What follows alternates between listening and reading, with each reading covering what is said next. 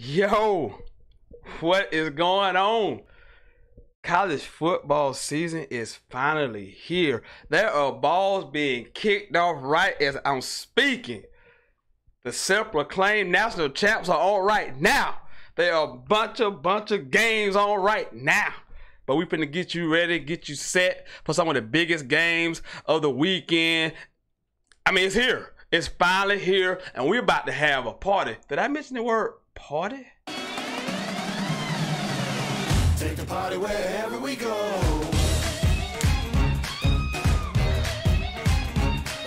Start in the morning, go all night. Waited all week, it's time to come alive. Biggest stage, brightest lights. Down in Tuscaloosa, yeah, it's roll tide. Over in South Carolina, Gamecocks, they ready to fight. How about them dogs in Georgia, Kentucky, Wildcats bite? Out on the bayou, there's a tiger loose. Florida, orange and blue, Gators, we coming to you. Any place, anytime. Don't be late, come get in line. Take the party wherever we go. Yes, that's what I'm talking about. I am freaking fired up. You know what this is, the hottest sports podcast in the South. It's the best damn sports podcast, period. And I am the sensational Sentell Wyman. Let's go. Do you feel the vibes?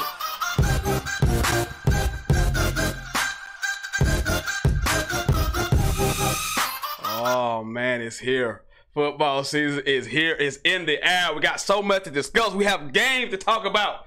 Big time games. We got Florida Atlantic, Oklahoma. We got Washington. We got Auburn. We got Michigan, Notre Dame. We got Louisville, Bama, West Virginia, Tennessee, and a whole slew of a lot more games. We're going to talk about Aaron Rodgers and his contract in a little bit. We also got one of my favorite segments coming up. You just stay tuned for that. And to help me break it all down, a man who really needs no introduction, but I'm going to give him one anyway. He's been here several times. My man, Wentz Words, is in the building. Welcome back. Thank you, sir. Come on and help my guest. It's time. What is up, man? Man, dude, hey, man, I'm glad to be here. Football is amongst us. Man, it's here, man. Look at I got you set up right there, man. You got the biggest games of the week right above my guest's head. I got this big party sign right here on the right hand corner because it's a football party, man. It is football season, and man, I cannot be more thrilled. Sitting right here in the seat, I'm just pumped. Like I said, games on right now. And as soon as I get finished, I'm gonna go ahead and watch Texas A&M. Just, because it's football. I mean, that's what we do. It's finally here. We made it 7 long months. We're going to get to these games in depth in just a few minutes. But I told you, it's the return, man. It's the return of a segment that you people from YouTube have not seen yet. Stop, man. People from YouTube, they haven't seen it. People from Facebook, they familiar with it. But people from YouTube have not seen it. One of my favorite segments. One of my favorite segments that it's time for it, man. Let's introduce YouTube to one of my favorite segments. Can you dig it, sucker?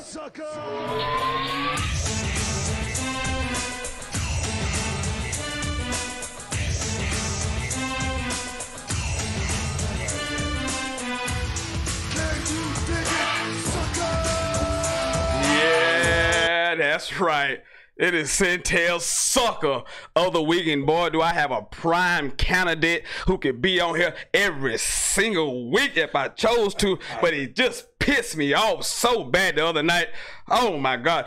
If you haven't checked out The Shop, The Shop is a show directed by LeBron James where he got a group of his athletes, friends. That first episode was it was awesome. It was awesome. Great TV, great insight as always from LeBron. He is so far ahead than everybody else in his generation. It's just not even funny. I mean, forget on the field, the off the field stuff. I mean, he's just a thinker and a guy who seeks to do better and wants others to do better who look like him.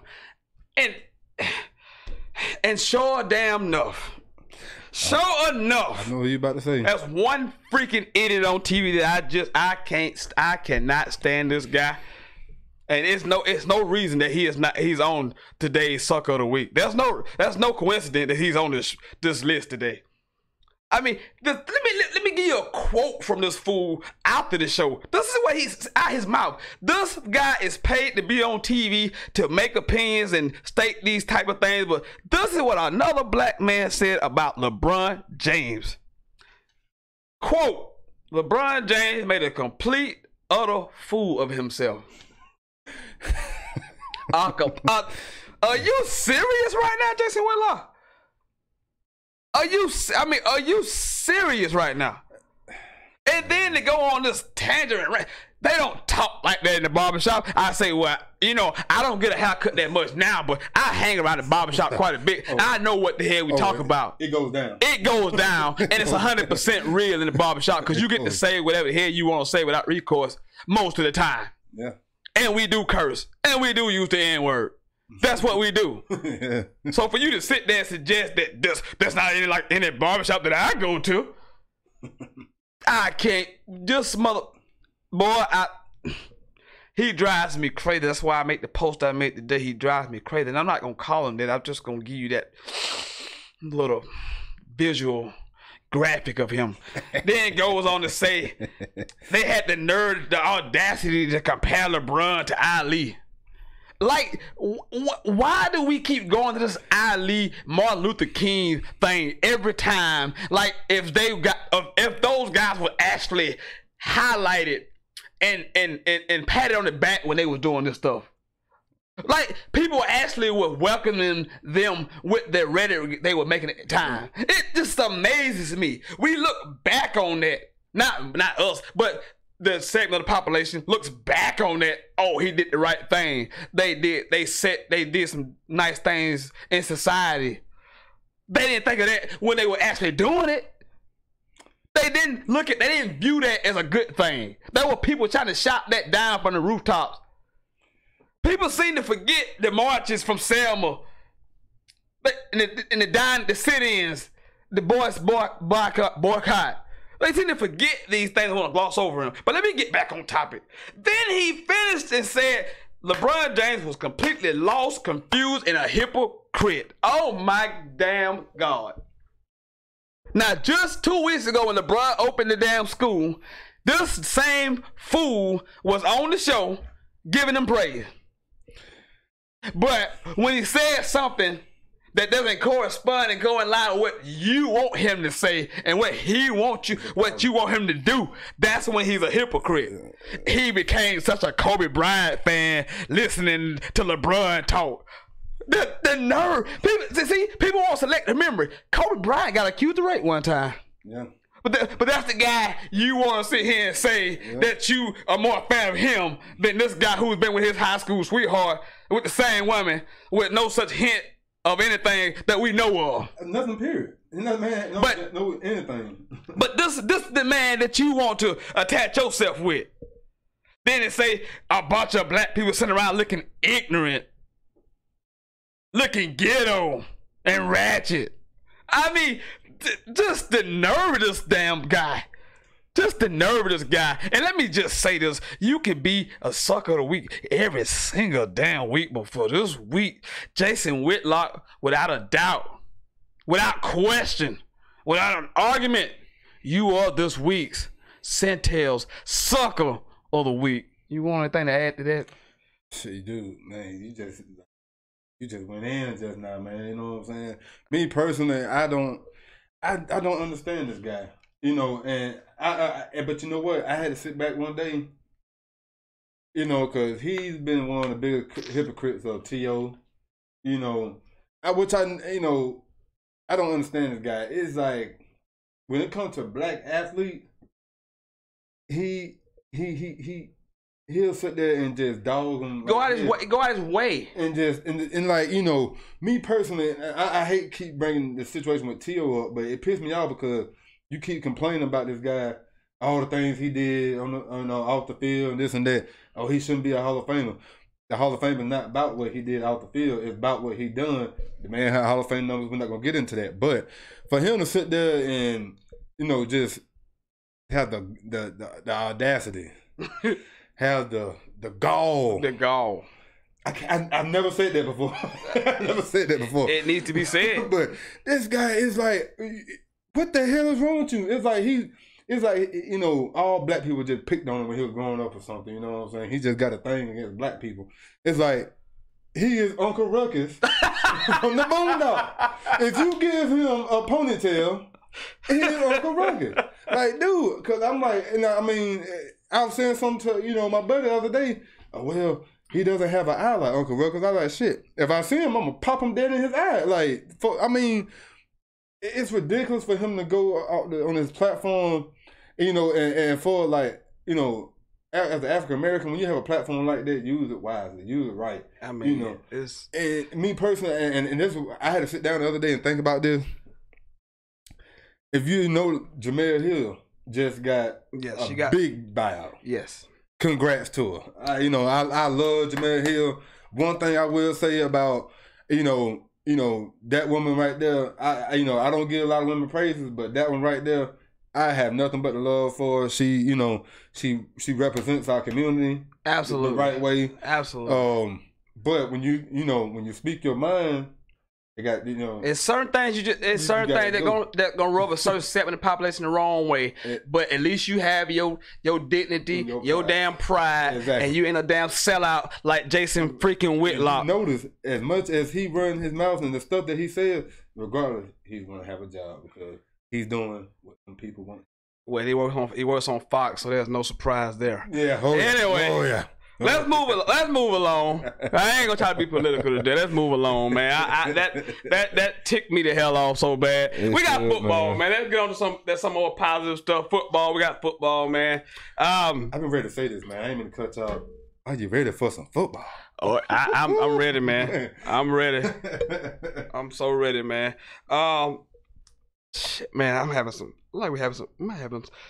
some connection issues. So if I'm having a little connection issues, man, y'all bear with me because it look like I'm having some connection issues out there. So if I'm having some, let me, just kind of stay with me. Hopefully it'll clear itself out. I don't know, maybe some weather in the area. Yeah, man, let's talk some games, man. Let's start first day Saturday. We got Florida Atlantic at Oklahoma. Norman, Oklahoma is placing Baker Mayfield, the great Baker Mayfield, Heisman Trophy winning Baker Mayfield. They're a 21-point favorite, but I'm telling you, FAU was 11-3 football team. They were ninth in the nation in yards. They scored 40 points a game. This won't be no pushover. The 21 points seem really high for me. You know what? And I said the same exact thing. I was telling my buddy, he's an Oklahoma fan. And I'm like, dude, this is the first game of the year. You don't know, who really knows what's going to happen. But I'm like, dude, Florida Atlantic is not a pushover, man. You know what I'm saying? Like, Lane Kiffin, congrats. I got to have my hat off to him. He's done a tremendous job down there at that program. But I told him, like, dude, it's not going to be a pushover, man. You want to, oh, man, I take Oklahoma in these points. You go right ahead. I'm not, man.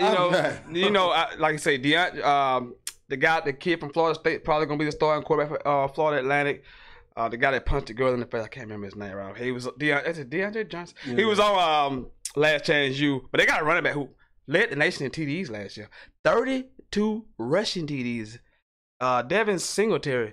32 rushing TVs, so he could find the end zone. Again, Oklahoma's defense was nothing spectacular at all last year. Thank you for bringing it up. It won't be any better. So I'm worried about the 21. I'm worried about 21 points. I don't know. I might have to. Me personally, if you was going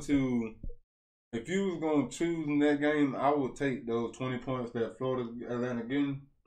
And I'll ride with it, man. I think I would die with those 21 points because Florida is going to score. I'm thinking they're going to get at least 35. So that means Oklahoma got to get the mid-50s, that's a whole lot to add for a first-year starter, Kyler Murray, to say, hey, man, get 50. Yeah, I'm not saying they're not capable of it because I don't think nobody's stopping anybody in this game. Beat them by 20 points. I don't know. I don't know. We gotta pick this. We gotta pick this thing. We gotta pick this thing. Obviously, that's what we're here to do. We gotta pick the game. We gotta pick this game.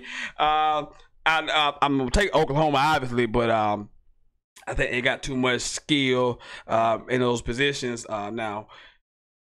Oklahoma has been known to lose some games. Dude, I was waiting on you to say that. I was waiting on you to say that. We've seen it. Yeah. I've seen it done. Yeah. It has happened before. I'm not going to pick them this time. I think it's an early kick. I think Oklahoma. Kyler Murray might want to show what he got, so I'm gonna pick Oklahoma to win the game, but I don't think they cover. I agree with you on the last part. I don't think they're gonna cover. They're just like you said, too much talent. You can't say they're gonna be out. Florida Atlanta gonna be out coached because Lane Kiffin is a hell of a coach. Yeah, absolutely. So you're not gonna say that, but I'm with you. I think the talent level is going to rise. Oklahoma gonna rise with the talent level. If you're a betting person, you better take Florida Atlantic. That's all I'm gonna say. Yeah, I would definitely take the points. That's a lot of points, man. But we both picking Oklahoma and Kyler Murray's debut Saturday, high noon Eastern time, 11 o'clock local time. Big game at 3:30. Huge game for conference supremacy. This is such a huge game. It's way more bigger for Washington because they carried the burden of the Pac-12, which you give no respect. So this is a huge game, more so for Washington than Auburn, because I think if Washington loses, I don't think they can get to the Final Four as I had predicted. So this is a huge game for Washington. They return 8 stars on defense. Jake Brown is back. Miles Gaskins is back. Auburn's defense took a hit, lost a lot of good key players on defense, but they are favored by a point and a half. So your take on Auburn and Washington? Man, you definitely one person that knows that I have no respect for Pac-12. Today's date, August the 30th. Yes, that is right. 2018. Yes. People remember this. This is the milestone right here. Yes. I'm about to put some respect on the Pac-12. Yes. Yes. I'm going to. Yes. Sooner or later, sometimes you can punch and swing so much, but sometimes you just you're gonna hit the deck. You got to give in, and this is one of those times where the hell with trying to, I hate them so much and all this and that.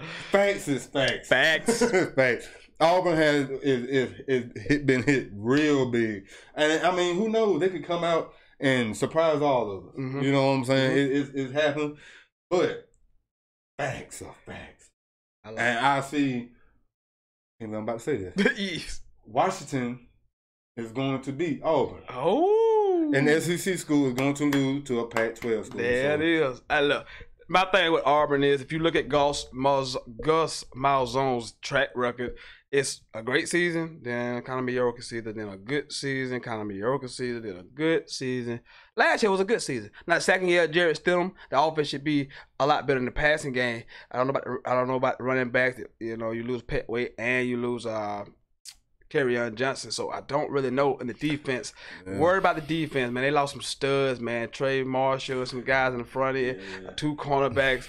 So I don't know if they can get out there like that. I'm with you because I picked Washington obviously to get to the Final Four. So to me, I just told you if they lose, they can't. Even if they want to be all the way through, I don't think they can get there. So, huge game, more so for Washington, because I don't think Auburn is a contender in the SEC this year. I don't really believe that. So, I got UW, I got Chris Peterson and the Washington Huskies. I'll go close because this game is actually in SEC country. It's a neutral site game, but it's in freaking Atlanta. So, I don't know how neutral that is for Washington, but I'll take Washington to defeat Auburn. Also, at 3:30. The number 17 ranked West Virginia Mountaineers take on Tennessee Volunteers in Charlotte. West Virginia is a 9.5, 10-point favorite, depending on who your bookie is. You know who West Virginia led by Will Grier, Heisman hopeful, and the rest of that high-powered offense. Tennessee was absolutely dreadful last year. I mean, just dreadful. I don't. Your tone and voice just is like, man, it dropped all the way down. But you know what? You know why I feel like that? Because I told y'all at the beginning. Because I told you people. That's why I feel it. Because I was like, I told everybody who listened, Tennessee was going to SOL, which is suck out loud. Oh, I told you at the beginning they were going to be horrible. I'm going to get a t-shirt made of that. Yeah, they SOL. They were going to suck out loud. And guess what? They're going to suck out loud again because they stink. They were 81st in defense last year. They were 83rd in scoring defense. They gave it 29 points a game. They only averaged about 20 points a game. What college team averaged under 20 points a game on offense? At least average 30. I've never in my life seen a Power 5 school average under 20 points in a season. Yeah. So Tennessee is just a mess right now. Jeremy Pruitt, first year head coach, had a defensive guy, had his hand full, but boy, I don't know if he got enough horses to keep up with West Virginia. What they're gonna do to Tennessee Saturday it should be criminal. What they're gonna do to Tennessee Saturday should be against the law. I would tell you right now, take West Virginia, give the points away, and feel supremely confident at 3:30 that your money will be secured by the first half. And I know I'm talking a lot of crap, and Tennessee will come out, they'll fight early, get a new coach, absolutely. But when talent and offensive execution is going to win out, because Tennessee has no talent, and heart and energy and passion can only take you so far. Yeah. Thoughts on Tennessee and West Virginia? You just named everything, man. You just laid out everything, man. You know what was funny to me is like a couple years ago, you know, everybody was like going all bonkers about Tennessee because they supposed to have they were supposed to have this big defense. Oh yeah, I remember. You know what the thing? Well, you should, because at the same time you was telling everybody, you know, the shit was gonna sink. Oh yeah, I thought they were gonna be good. They had it last year. Joshua Dobbs, they had brought back a lot of seniors, but Chris Jones was. You know what? I think you know, but see, I like Joshua Dobbs. I did like him then. I actually thought that team was supposed to do better than what they did. That's why I'm so hard on that team that year, because they supposed to have done so much more. The year after that was like everybody was like, you know, Tennessee's gonna be this. The balls are back. And it's not that. You know what I'm saying? So it's not that. Like I'm gonna be honest with you, dude. I'm gonna be totally honest with you. I guarantee, and I'm saying it here, I'm guaranteeing Will Grill will have 4 touchdowns at halftime. Oh my God. Oh yeah, at halftime. Hold on. At halftime, they will score over 35 points. Woo. They will score at half. At half. Whoa. Because I just seeing flashes like last year when we played them, and again I think the first game of the year, just seeing like the potential of their offense and everything, you know. And now Will Grill had a whole off season to absolutely. I mean, the sky's the limit with that guy. Yeah, the Data Seals and the other guy can't think of receiving. They got so many toys. Now I got them in my wild card Final 14, and I picked them to win the Big 12. They gotta play some defense, man. They like 106 in total defense. It's Big 12, man. If they can get, but no, you got no defense there. But you gotta get at least. You gotta get at least 80. You know, 80. If you can get to 80, they can get to 80, man. They gonna win the Big 12. I mean, they can get to 80, but they gotta get there. I think Tennessee starting Guantanamo or whatever, Geronimo or whatever. Tennessee fan, tell me who his name is. I think his name is Guantanamo or whatever. Now, he beat out Keller Chris, I think, who transferred from Stanford, which. I mean, that's awful. He couldn't beat the guy at Stanford, so he's at Tennessee. But they're not going with him. They're going with a more athletic guy. I saw a little bit of him last year. He didn't look, again, Bush Jones, so I don't know what he's going to look like. Jeremy Pruitt, more of a defensive guy. He was like a 15th choice head coach. So, Tennessee fan, enjoy this damn flaming pile of shit that you got going on right now at Knoxville. It is a freaking swamp right now. They haven't been good in freaking ever. At 7:30, an old classic from my youth. You think of college football, and you think, I mean, when you say some names, you start throwing names out there. You be like, you go Texas, you be like USC, you be like Alabama. You start saying stuff like that, and then you'll say like Ohio State. But then you'll get to the winningest program in all of the NCAA, Michigan. And they're taking on one of the most storied programs in all of college football, Notre Dame. 7:30, South Bend, Indiana. Rivalry renewed, haven't played since 2014. And thank God for the person who decided, let's make these teams play. This is ridiculous. There's too much money involved not to have these teams not play. I mean, how is Notre Dame, Michigan not playing? But anyway, they back on the field. Michigan number 14, Notre Dame is number 12. A lot of folks I see a lot of people with Michigan in their Final Four. I see a lot of people with Notre Dame in their Final Four. Look, I think this is the best Michigan team that Jim Harbaugh has had by far. And I keep telling people this is a huge season for Michigan, and I think this is a must-win type of game. He needs a big win like this to kind of get this thing going in the right direction. They lose Tariq Black, who's one of their better receivers this week at practice, so he's out for the game. Notre Dame, don't know a whole lot what to expect from them. Losing Jamal Adams, the big receivers. I can't say his name. Brown, the St. Brown kid. I can't say his name. His name is like long. What you expecting out of Michigan, Notre Dame? Harbaugh, khaki pants. Man, you know what? Man, I watched one of my favorite shows, Undisputed, the other day. Me and Skip, at times, I get to yelling at the TV and stuff. That's when you go to sports, that's just what you do. Yeah, you do. Man, I'll tell you what. Probably the first time in my life I did not argue with Skip Bayless. I really agreed so much. I think, just like you said, this is probably the best Michigan team that Jim Harbaugh will have. Not only because that defensive line is just... It's going to be nasty. Oh, man. If they bring college football back, I think that whole D-line should be ranked over 90. It's going to be nasty. I mean, either team, Clemson would be the other team like that, but... Man, I'll tell you, like, with Shea Patterson being there now, is he that guy? Is he that missing puzzle piece for Jim Harbaugh? Well, he's the most talented quarterback by far that Jim Harbaugh would have had. I mean, 9 stars on defense. This defense has been a top 3, top 5 defense since he got there. That's one thing we know. This defense hasn't been the problem.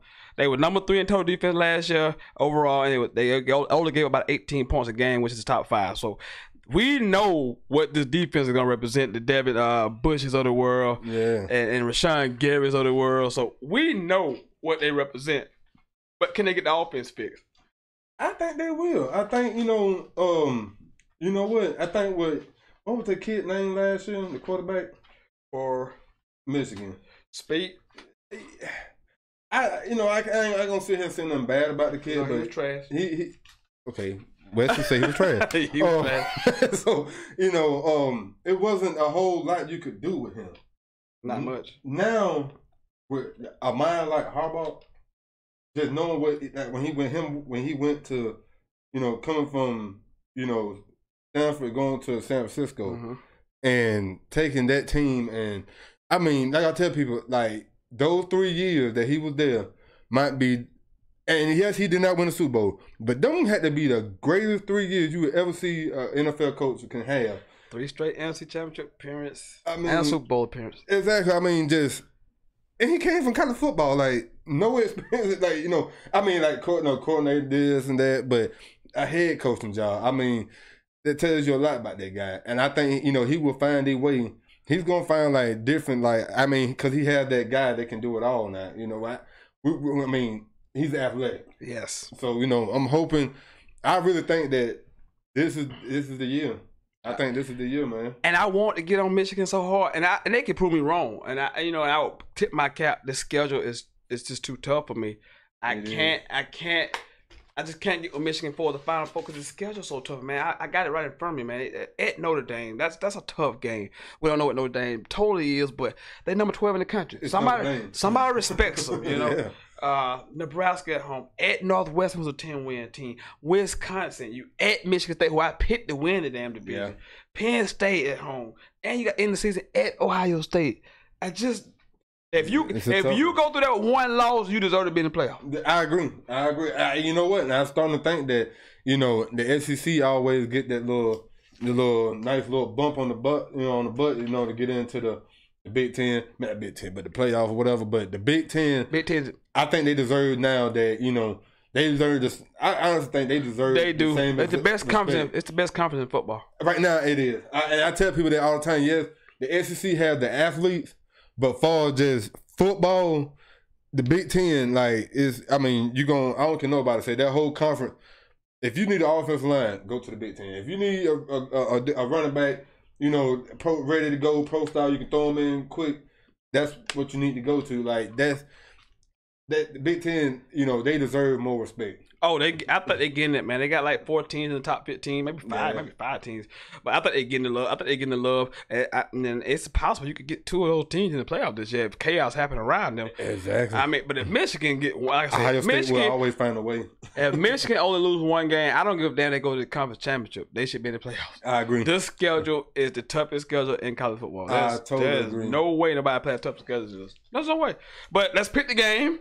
Again, must-win game for me. To me, I know a lot could be left on the season. You got 11 games left, but this is a huge season for me. For as Michigan go, Jim Harbaugh had to do something this year. So I'm taking Michigan and the khaki pants. Harbaugh. The visor too. taking Harbaugh. Hey, I'm gonna go with Harbaugh too, man. Because I'm a real big Harbaugh fan. Because he's a player's coach. You know what I'm saying? Like, I've seen, videos of him, cutting up with his player. Like, that's the type of guy, you know what I'm saying, you want to play for. You know what I'm saying? So, I think this guy, and I want to, even though I picked Michigan State to win the Big Ten, like, there's a little part of me, like, if Michigan win, I'll still be happy. Yeah. But I think honestly, this is gonna be a breakout year for Michigan. Especially with Harbaugh, I think they're gonna have a good year to the point where I think he still keep his job. Well, I don't think he's gonna get fired this year, but I think if he have a subpar season, he would be on the hot seat. I don't think he'll get fired. I wouldn't say he was on the hot seat, now. Only reason I say that because the subpar seasons he already had and not even making to like. Well, he made New Year's Six Bowl the first year. I give him that one. Just not being Urban Meyer. Yeah.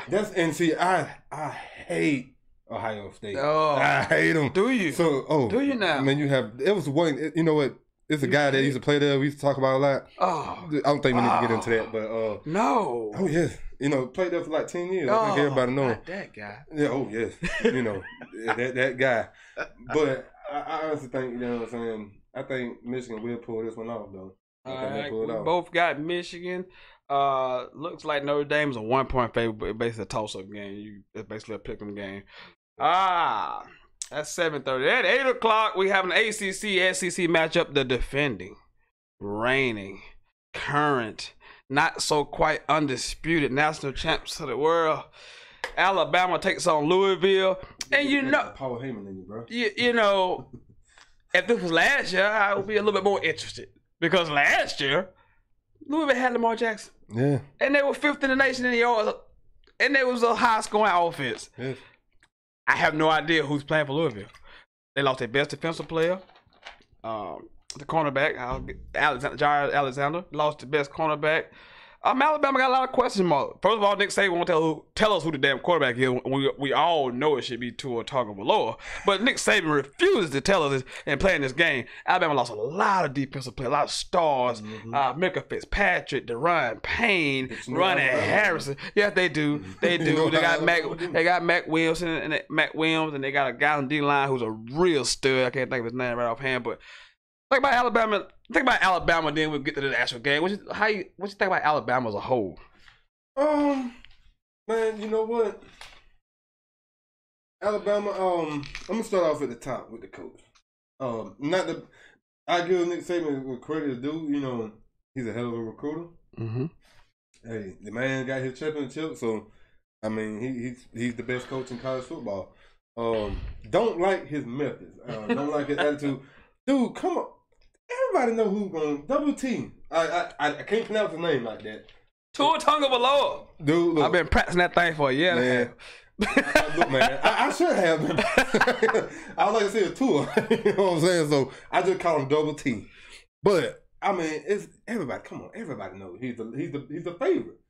Like Saban, to me personally, I feel like that's gonna cause some kind of. I mean, and you know what? I could be wrong. They might already know, who's gonna start. You know what I'm saying? They just not telling us. Yeah, Nick knows who's gonna start. He's just not telling us, which is just sucks. That's all. Exactly. Like, dude, come on, man, because we supposed to be over here right now talking about how Double T's gonna just destroy Louisville. Well, you know what? We still can because he's gonna destroy Louisville. Yeah. I feel for. I don't know what to think of Louisville. Like I said, a lot of people. 2 years ago they had a really talented team. Yeah. Last year they still had some of those pieces. Now, just about all of those pieces. They got a big time receiver still left. But I mean, I don't know who the quarterback's going to be. Alabama's a 24.5 point favorite. So that tells you what Vegas thinks about Louisville. Damian Harris, the big running back. They got some guys, man. I mean, Alabama got some guys. They got some guys. Yeah. I think this won't be a true test. But, it's the first game of the season down in Orlando, so it's a big deal. ACC, SEC matchup. But I think Bama wins easily. I don't think they cover. Really? I don't think they cover. What? Oh, hold on, man. What make you say that? To Alabama, when they play lower level competition, they play to their level. They kind of like take their foot out the gas. They don't really just punch you in the face as much as they could. I agree. That'd be like one of those games that you just don't mess with. It'd be hard. It's hard for me to give a quality Power 5 team 24 points. And I don't know what Louisville is, but I know Bobby Trino can actually coach a little bit. So I'll be respectful. Oh, Lord. And I'll say Alabama wins by 23. So I got Bama by 23. Man. About 23 touchdowns and a safety. What the hell? Come on, man. Dude, are you 3 touchdowns and a safety. Man, look, man. I don't know what's going on right now, man. I don't know if there's a midlife crisis going on and whatnot. But I'm going to say this. I am going to say this. It's going to get ugly. But you know what? In the same time, we really don't know. I mean, it's hard to say because it's week 1. You know what I'm saying? So that's the hard. That's hard. That's why I want to get them in that first week. Yeah. After that first week, then you kind of like, kind of know. We know what to look for. Then he playing with the quarterback. We don't know if Jalen Hurts. Man, when Jalen Hurts start? Oh, man. And you got that stank, and he let him get that stank up for a half or so. I tell you what, though, if Jalen Hurts starts, Double T must have failed the drug test. Something in your pee, boy, because, like, there's no way. I mean, if Nick Saban starts that boy over Double T, seeing what this boy took him a half. Not a full football game. It took him a half, man. A half. That kid, he's special. And I don't know what it is about them left-handed quarterbacks, but, man, when they be slinging that ball downfield, pretty down. It's pretty, man. It's pretty as hell. You know what I'm saying? So it's like, I'm going with Bama. I would take that spread. 24.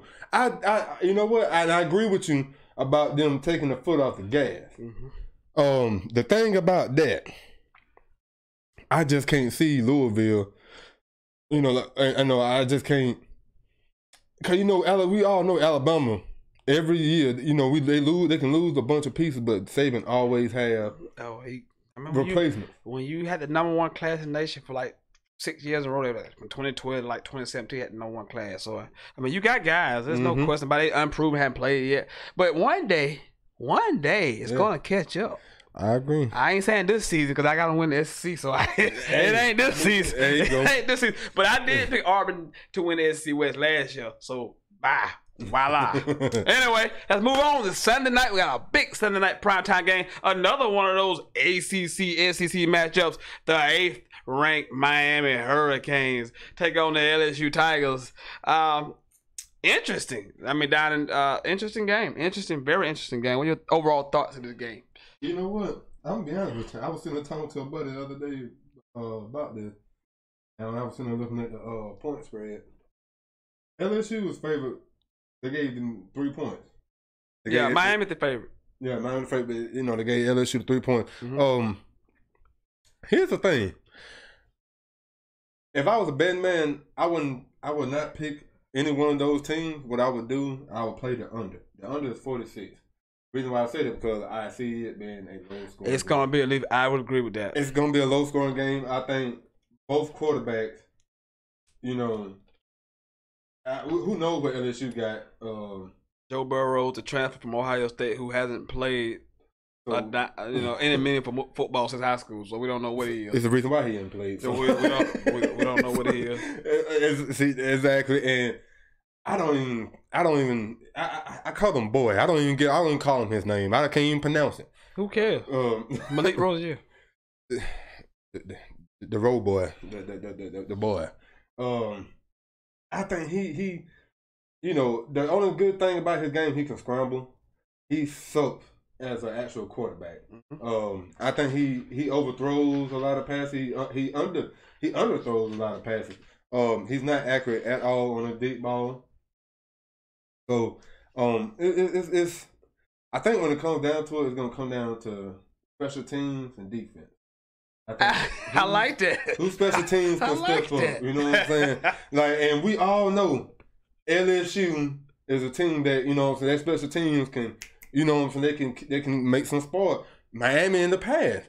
I mean, God forbid that, you know, that nasty Sentell mouse run on that field, you know what I'm saying, with that #1 jersey on or something like that, you know, but who knows, you know, Miami, you know, at one time, you know, have a nice special team at one time. So I also think it's gonna come down to that in defense.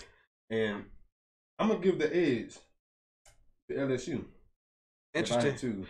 You know, y'all people out there know. Miami fans, I need y'all to call me because I've been on y'all since we started back up the season. Y'all hadn't called me because I was made to look like a genius toward the end of the season when I told you guys y'all was a fake and a fraud. And when you played 3 real teams, you got your damn head kicked in. It's interesting. I like the defense and special team thing because even though LSU has been so dreadful offensively, we know what they represent on defense. They still only gave up the 15th. They were 15th in points allowed. Yeah. So this is still a good defense. Yeah. And you got 2 all preseason players on this team. Devin, what's his name? Devin White, the linebacker, and you got Greedy Williams at cornerback. So you still got some dudes on this LSU defense. And some dogs. They're gonna fly around this football. Miami got a really good defense. Miami got a really good defense too. Yeah. Who replaces Mark Wallen? Who replaced Burrows, whatever his name is? So I'm like, it's gonna be a defensive struggle. Who got the best kicker? Maybe this is like kind of a kicking game because who gonna be able to make enough plays in the passing game? I don't think either team gonna be able to run the ball against the other. Exactly. So who can make some plays in the passing game? Just my dislike for Miami. There you go. And, you know, I'm gonna be honest. You know, I probably should pick Miami because I think LSU has been a dumpster fire as well the last couple of years. But I can't pick Miami in this game. I think LSU has the better defense, and I think they'll find a way to run the ball a little bit, just a little bit, make a couple plays. I don't know what Joe Burrow's gonna do. I think they would come with some trick plays or something to catch them off guard. I just don't trust Miami. I saw Miami lose to Pittsburgh last year and get their teeth kicked in by Clemson and Wisconsin in the bowl game. I don't trust them. Yeah. Even though they return 8 stars on both sides of the ball, I just don't like Miami. So I'm with you. I think Ed Orgeron down in Louisiana gets a huge win to get the season started at the Avocare Classic, which is in Arlington, Texas. That'll be a Sunday night by itself game. So only LSU and Miami. And Monday night, we'll talk about this game Monday. Virginia Tech and Florida State, but we'll talk about that game on Monday because we're going to have an NFC preview show for NFL to lead you right up into that Virginia Tech Miami game Monday. I'll have 2 guests here. Supposed to have 2 guests here. They better be here. NFC for this NFC preview, and it's gonna be it's gonna be interesting to see these 2 guys sit across from each other because one is a Cowboy fan and one's an Eagle fan. So this should be very entertaining. So I'm guessing Hood's gonna be here. So this should be Hood's gonna be here. This should be very entertaining TV. I might make my way down here just to stand in the corner. Just to sit here and watch that. Okay. Interesting. Well, I'm gonna open up the phone lines because we have made all our picks for this weekend's biggest games. I want some comments. I want some calls. I want all of that good stuff right now. Make your decision on these games. Miami fans, you're a Bama fan, Washington, Auburn fan, Michigan, Notre Dame, call in. Tell me why your team's going to win. how you think the season's gonna turn out, and it's not too late to give me your playoff picks as well, because I told you once I'm off the air tonight, they're invalid. Even though I let the ball kick off right now, but none of these teams that are playing right now, I don't think playoff contenders. So I'll let you pick 4 teams still and a wild card. I will let you do that, but you got to do it before I get off the air. So let's go.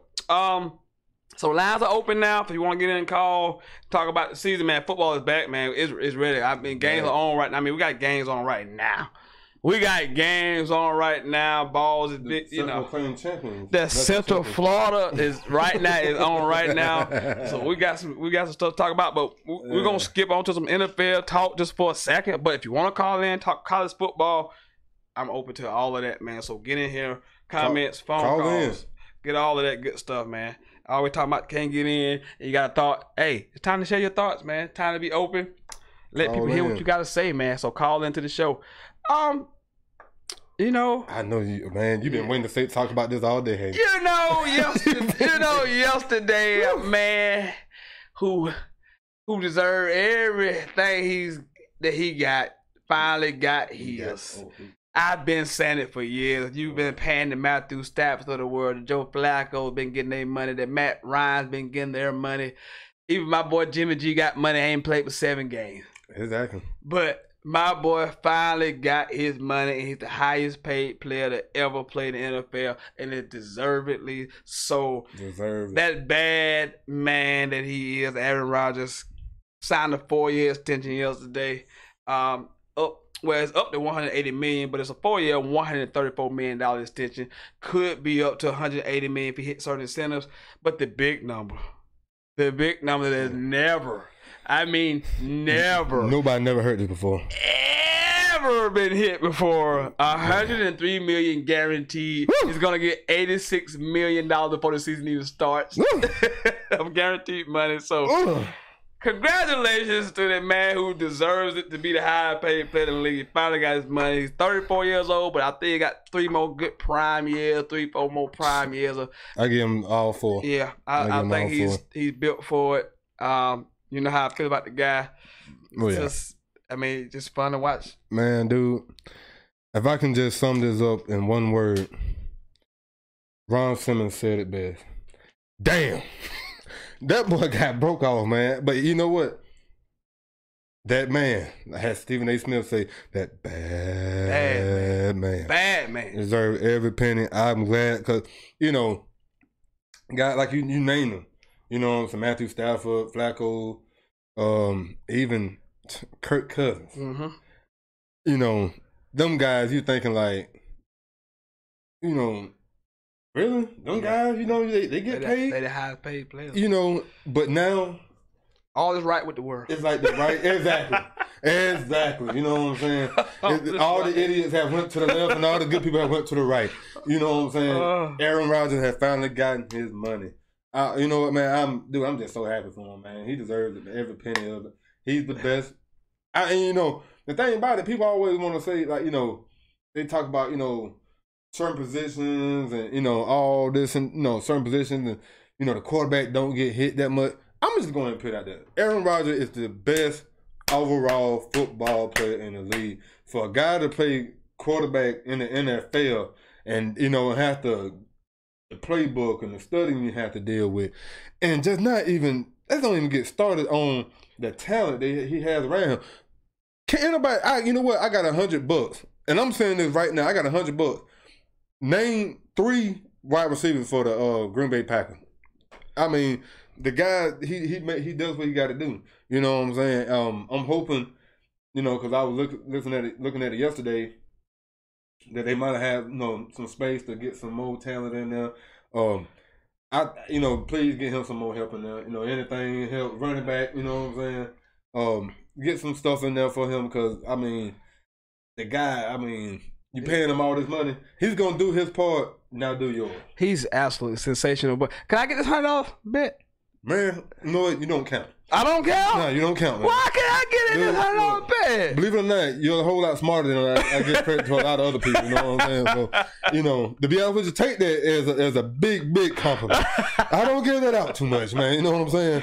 Because I know I've seen like 2 of them already in your head already, man. So,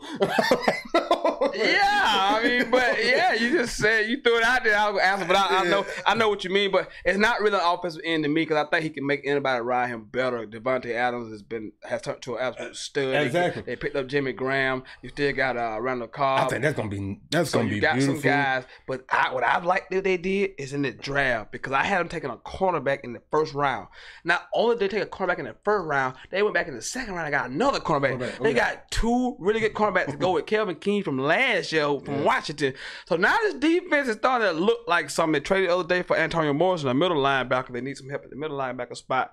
They've done some things on defense. It might not be a great defense, but if they could just get in the middle of the pack, no pun intended, they could just get in the middle of the pack, Aaron Rodgers is going to do what he does, man, and find some little bit of a running game. They found Kid Williams last year who kind of turned on to something toward the end of the season. So if they could just find, a little bit of defense to help this man out, he has to win another Super Bowl. He has to win at least another. He needs one more to validate his greatness as going down to one of the best ever. If he sticks at one, he can't go down to one of the best ever. Yeah. Part of me, I want to agree with you so bad with that. I seen Jane Harrison and Shannon Shaw arguing about, the debate, the debate, Brady and Rodgers. I'm not taking, because both of them, they are smart quarterbacks. They are good quarterbacks. I love me some Tom Brady. Yes, you do. I love me some Tom. I can attest to that. Yes. How you doing, Mr. Tom? Hope you're not watching this right now. I hope he is watching this. I hope he is, but I'm hoping a glitch might have happened on your computer just now. But at the same time, there are certain things. I don't care that James Harrison tried to argue Shannon Sharp down. And I'm just like, dude, you're so wrong. There are certain things Brady cannot do. Just can't do it physically. Just can't. Yeah, he cannot do it, man. You know what I'm saying? I mean, even in his prime, in his younger years, he still couldn't do it. You know what I'm saying? And the fact that I think it took Aaron Rodgers 4 or 5 years before he even started the game. 3 seasons. He sat behind Brett Favre for 3 years. 3 years.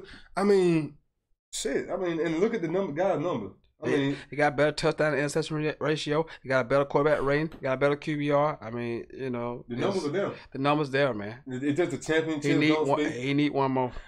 You know what? Anybody can win one. Anybody can win one. Anybody can win one. I agree. Anybody can win one. But I used to make this argument for Tom. You know what I'm saying? And the thing with Tom, now I have to kind of fall back from because your legacy is tarnished because you got multiple scandals around yourself and everything. Mm-hmm.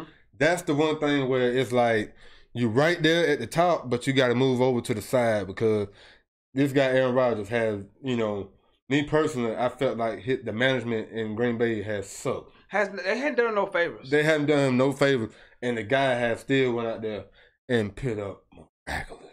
Yeah, he's been great. I think he's one of the best to ever do it. I got a better question for you. Oh man, this is a good one. Who is the all-time great Packer quarterback? Yeah, but you see, Brett Favre got 3 season MVP, but he only got 1 title too. Yeah, I agree.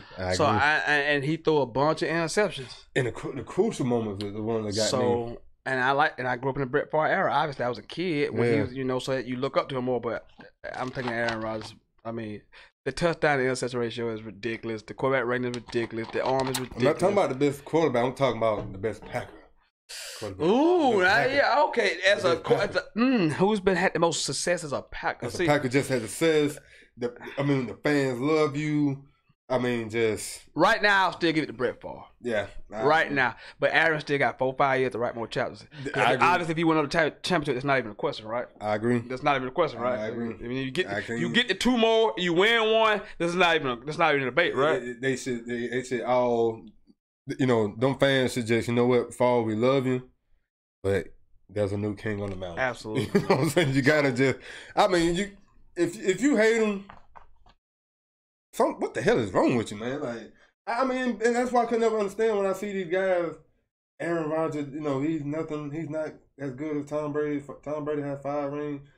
Not taking nothing from Tom. Yes, he had 5 rings. Hey, congratulations to him. But that man have done stuff that I mean, just alone, you can just take those last 2 years, them Dallas games, just alone. When Dallas, clearly Dallas had you know, on paper they have the better team. Aaron Rodgers. Let me get my Stephen A on real quick. That bad man. It's a bad man. Oh, that's a bad man. I mean, he went out there and did his thing, man. You know what I'm saying? That dude. I mean, and like I said, that I don't care nobody say that pass from Aaron Rodgers to I want to say my man Jared Cook on the sideline in the divisional game against Dallas. Mm-hmm. Oh man, that guy that by far might have been probably his best throw of all time, my opinion. It was sensational and skip. You know, I mean, you roll it out to your left and you throw it back across your back to the right, like 30 yards on the line, and the guy catches the ball on the sideline. I mean, like knees are like this close from in the damn white. He did the Cowboys 2 years in a row because you know the last in the regular season they had a lead. They gave him too much time. He went right down the field. The thing with me, the thing with me, like they always say, never give Tom Brady enough time to do what he got to do, and I feel like now, it's more Rodgers. Do not let Rodgers have. I mean, I like Brady, over a minute, but if you give him over a minute, like he's gonna gut you. And if all he needs is a field goal, man, you know what? That is your ass. That is your ass, man. That's what's up, man. Welcome if you just joining us, man. Sentell's Intel, the hottest sports podcast in the South, right here on live on YouTube. You know I am the sensational Sentell. Why? I mean, I am joined by my guest tonight. Wentz Ward is in the building. We talked about the 5 biggest games of the weekend. We talked some Aaron Rodgers. I did my sucker of the week. It's back. If you missed it, you know it's Jason Whitlock, punk ass. You know it's DVR. You can DVR watch it back. But I'm gonna give you a few more minutes. Make some calls. You want some predictions? You want some Final Four picks? All that good stuff. Let's go by our picks for our games this weekend. Florida Atlantic, Oklahoma. You had Oklahoma. I had Oklahoma. Not covering, right? Not covering. We both agree Oklahoma not gonna cover against Florida Atlantic Lane Kiffin's team. Washington and Auburn. We both picked Washington, I believe, and it's just a pick'em game, so we basically pick them outright. So both picked Washington. Pac-12 love in the building. Husky love. Man.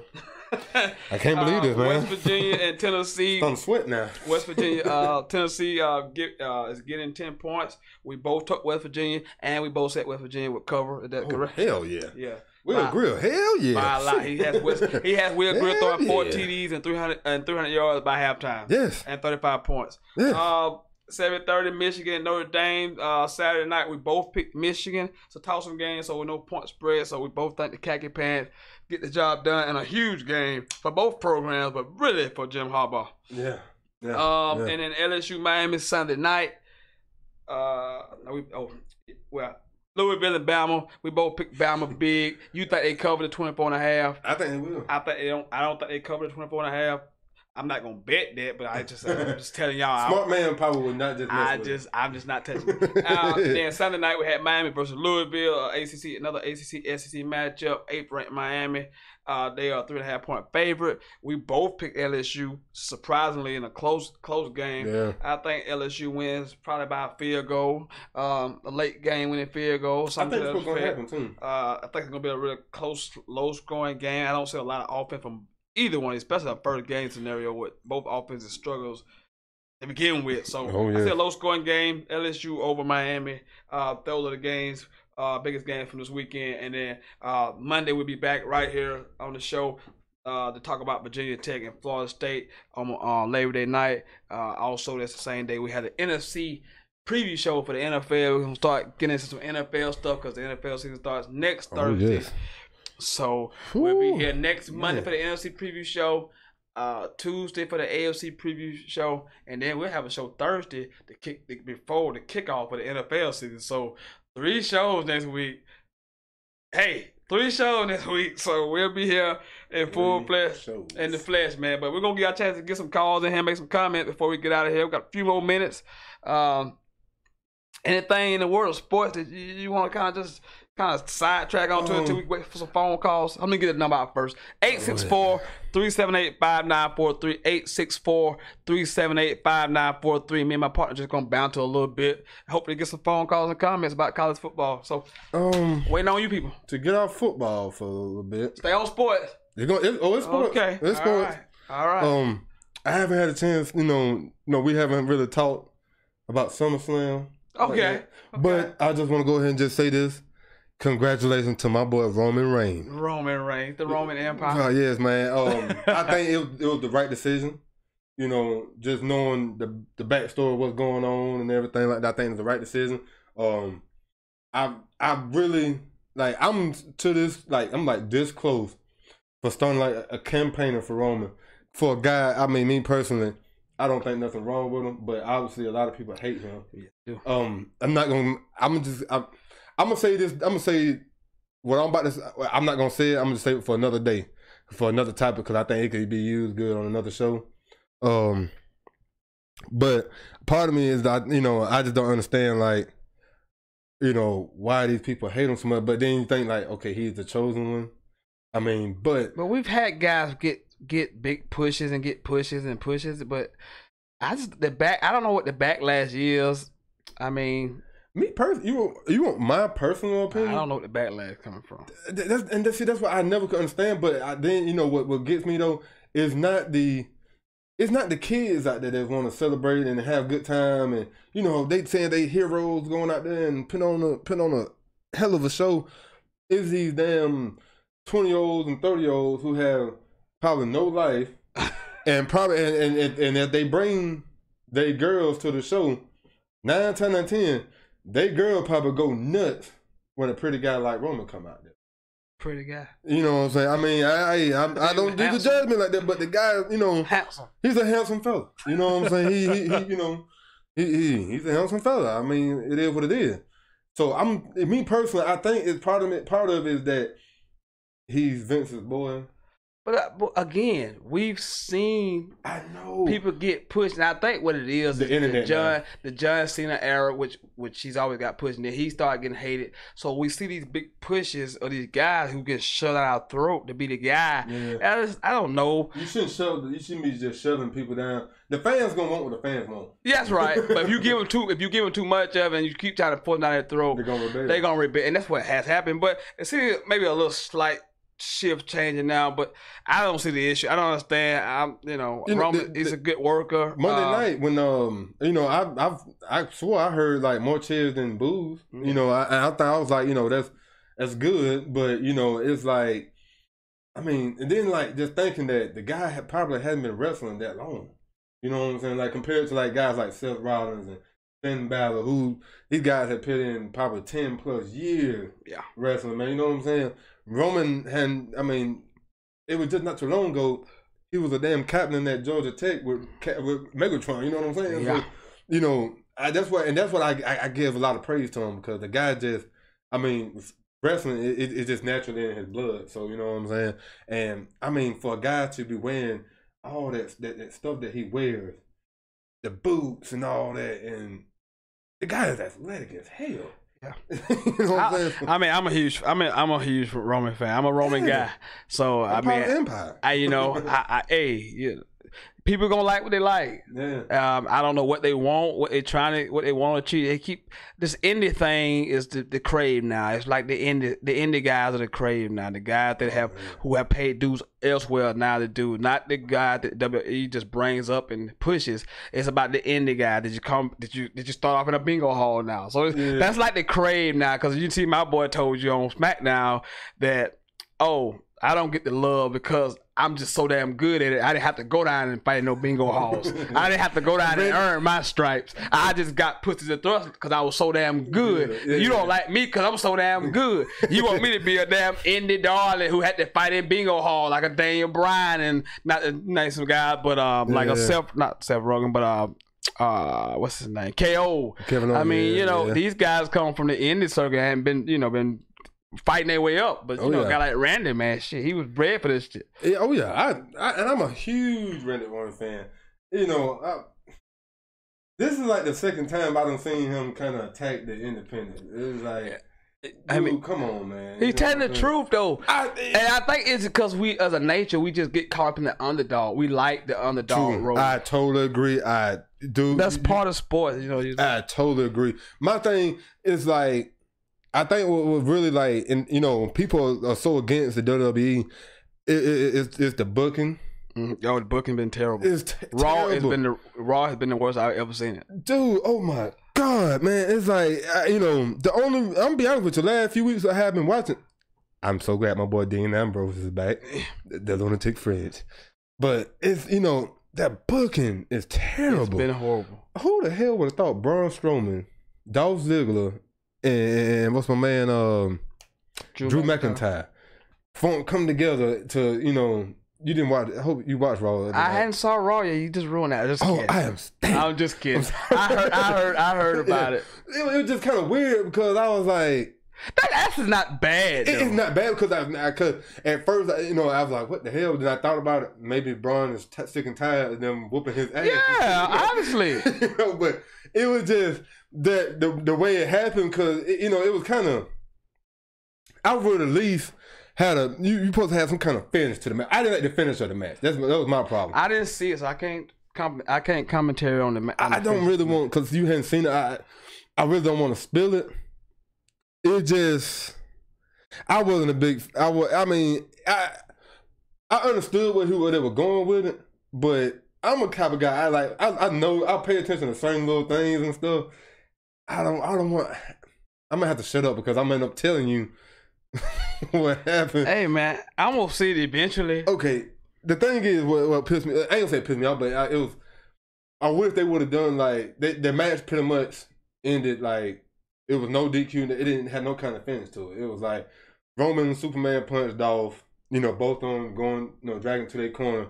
Dolph tagged Drew, and Roman tagged Braun. But Braun they tagged, but he just stood there.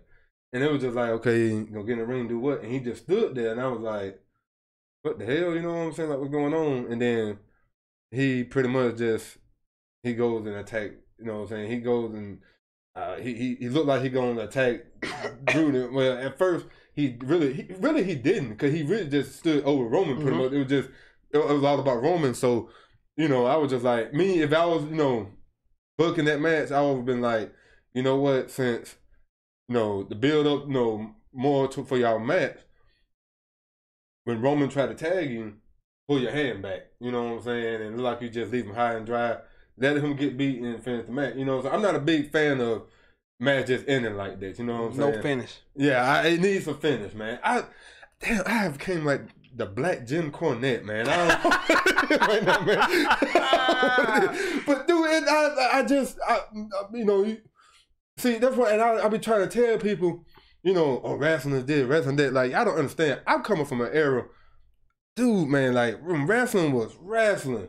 You know what I'm saying? And I still watch, I even have habits of watching wrestling from the 80s and the 70s because I'm a fan of it. I love it. I mean, that's nothing wrong with that. But again, what we're talking about is the booking has just been bad. The product itself has been bad. SmackDown has been a lot better. Yeah. It could be better, but it's been a lot better. And Raw has been horrible. Terrible, dude. It's been horrible. What the hell? Have you seen what they've been doing with Jinder Mahal? Yeah, that's so stupid. How do you go that's the problem with the booking. How do you take a guy, y'all made him a main eventer over on SmackDown, the heavyweight champion. This guy had the US belt when he came to Raw. Had the US belt when he came to Raw, beating Randy Orton, Shinsuke Nakamura. I mean, come on. And then all of a sudden dropped the belt first night on Raw and basically that's it. Playing jobber to everybody who's out there. So exactly. I mean, the booking has been horrible, man. Hey, man, Sentell, the hottest sports podcast in the South. I told you guys we're gonna just banter around until we get some phone calls, some comments. I'll give it a few more minutes because I'm gonna go watch some football. I'm gonna watch A&M at 8:30 because that's more intriguing to me. I guess the SEC team I want to see Jimbo. How he starts this thing out. Kelly Munn got named the starter, so I want to see that. So we just sit here rambling on about sports topics, and we'll probably continue for another 5 or 10 minutes or so. Hopefully get some phone calls. We made our predictions on some of the top games from the college football weekend. We talked some Aaron Rodgers, and then we also got on that idiot, buffoon, Jason Whitlock, who's just a disgrace to black people. Jackass. Just a disgrace. A damn disgrace. I hope you're watching. I'm gonna tell you, man. Hold on, man. I'm sorry, man, but dude, it's like I did not realize that he had said all that, man. Yeah. I heard little snippets of quotes that he said. He was. But I'm just like, when you said, when you sat there and quoted that, he said the barbershop ain't nothing like. I ain't never been no barbershop like that.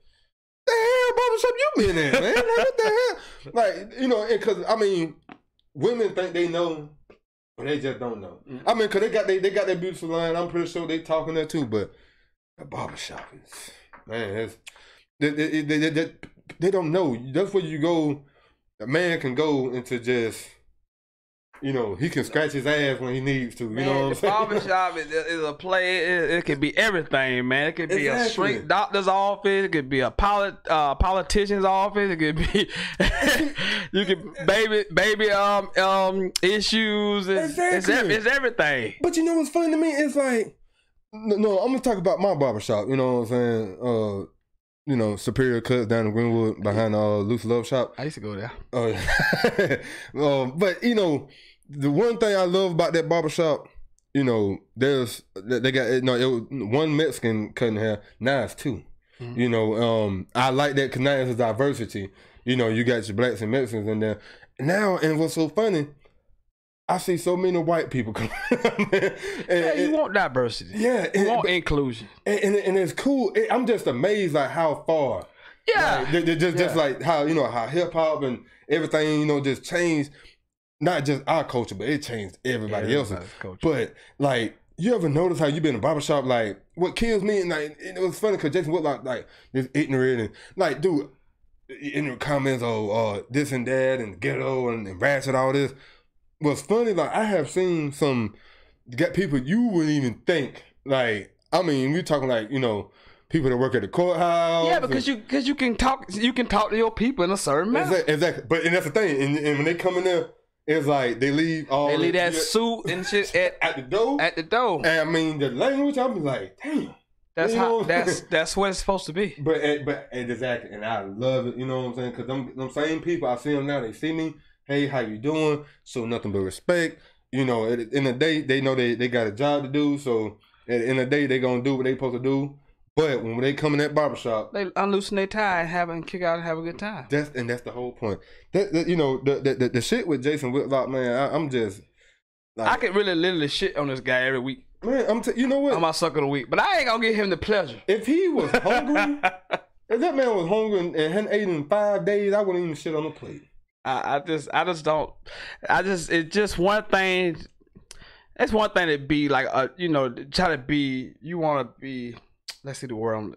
You want to be different than everybody else. You don't want to go with you don't want to agree with everything somebody says. You don't want to be the guy agree with everything somebody does, and you don't have to uplift everything that we do. But when a guy has shown you continuously that he's looking out for that, he's looking for the best interest, he's talking, and you talk him down and you shoot it down. I can't let you get away with it. I can't let you get away with it. I refuse to let you get away with it. I tagged him in some stuff on Twitter. I hope he sees it. Really? Yeah. I've been tagging him all day, hoping he say something back. I want him to say something back to me. I'm about to get a Twitter now, man. Jason Whitlock, we on your ass, okay?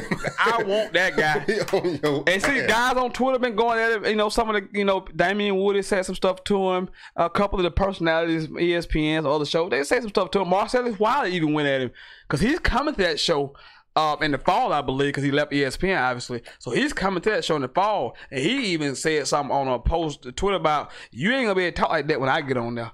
And I said, thank God, because what's even worse than the fact he get to talk that shit like that, the other guys don't although whoever challenged him was Chris Broussard, and you see they don't hardly have him on the show no more. Exactly. The other guys just fall in line with this and listen to this foolishness. When you speak your mind and talk what's real, they got to get rid of it. He's not only does he say this, but it's times where it's black guys up there on the set, and they just kind of either agree with it or don't challenge him at all. Now he gets mad the other night. Well, nobody challenged LeBron what he was saying, but these fools will go on your show and won't challenge you, and that shit makes my blood boil.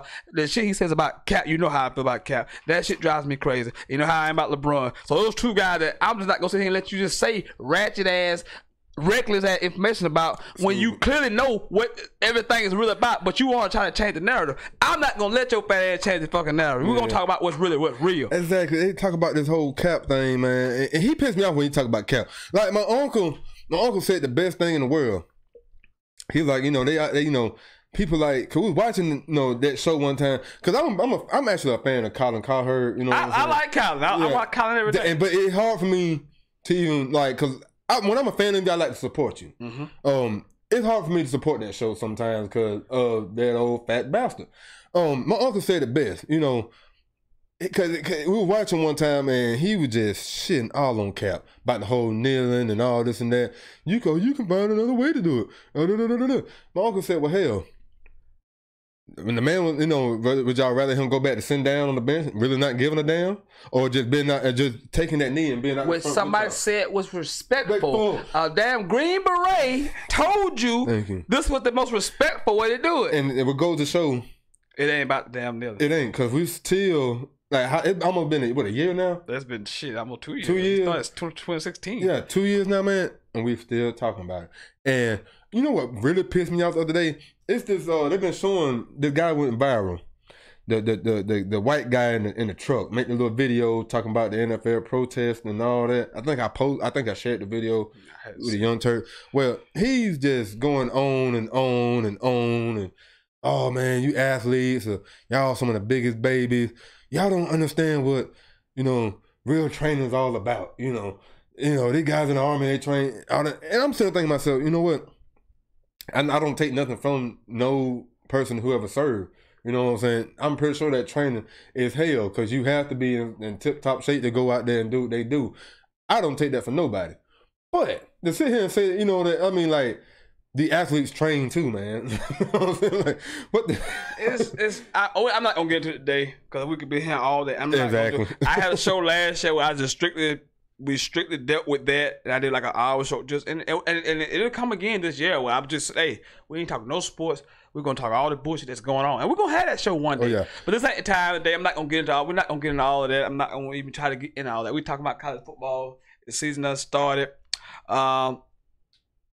You know what? Hey, I'm gonna give you people like 2 minutes to start calling and coming, and I'm gonna get out of here. Y'all better call in, man. But I'm gonna let you know I'll be back Monday, NFC preview show, Labor Day, and then getting you set for the Florida State Virginia Tech game. Tuesday, AFC, all AFC talk. And people, Patriots fan, you gonna want to hear this on Tuesday, because I'm gonna say something that's gonna just shock you Tuesday.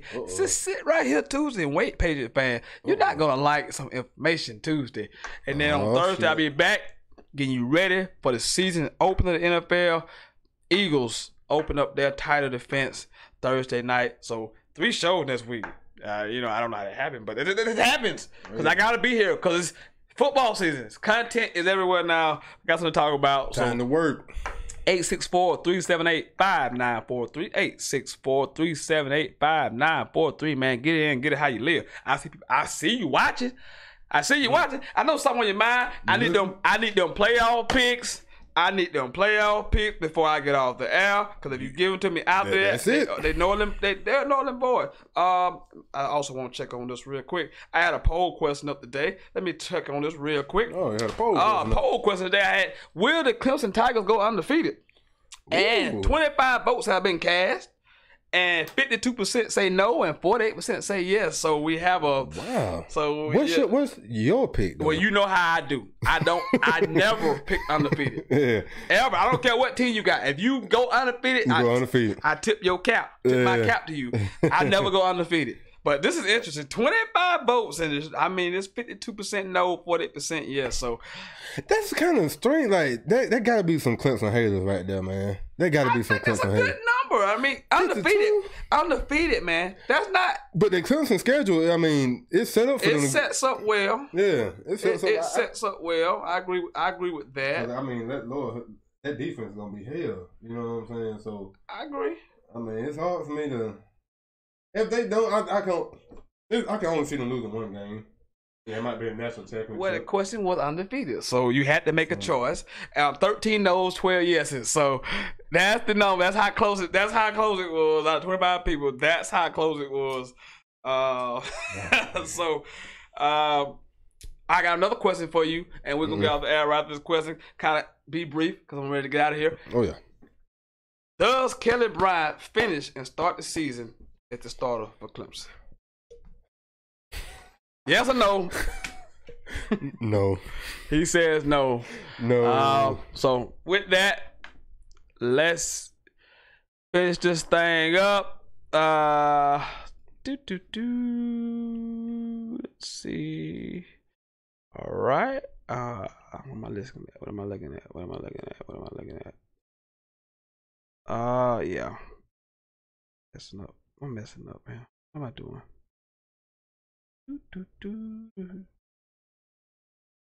All right.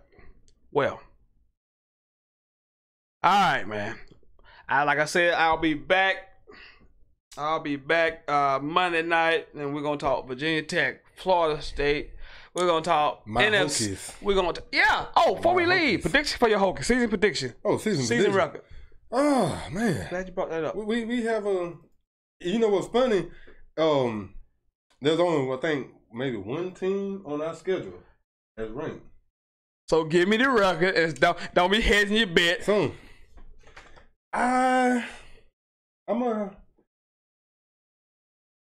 go. I'm gonna go as far as 10 wins. 10-2 for the Hokies. He say. 10 wins. I will see you Monday. Enjoy the college football is back. I am so freaking pumped. I am not gonna be able to sleep come Friday night. I'm so amped up. So we'll see you guys Monday. I am the sensational Sentell Wideman. This has been my guest, Wentz Woods. I will see you guys Monday. I am out. Do you feel the vibes?